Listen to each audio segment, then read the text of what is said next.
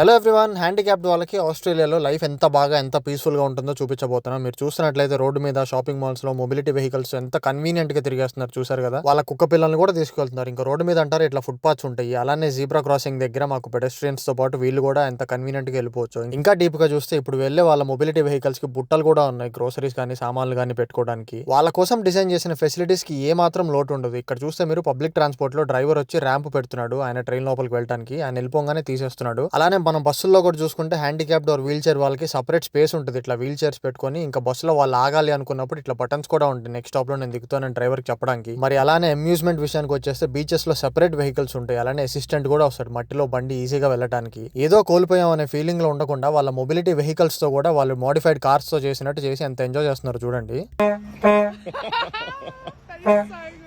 అలానే డిసేబుల్డ్ వాళ్ళకి separate taxis కూడా ఉంటాయి, వాళ్ళ కోసం మాత్రమే. కమ్యూనిటీ సెంటర్స్ లో ఇంకా లైబ్రరీస్ లో వాళ్ళు వాడే బండ్లకి ఛార్జింగ్ స్టేషన్స్ కూడా ఉంటాయి. ఇంకా ఏమేమి తెలుసుకోవాలనుకుంటున్నారు వీళ్ళ గురించి చెప్పండి, చూపించేస్తా.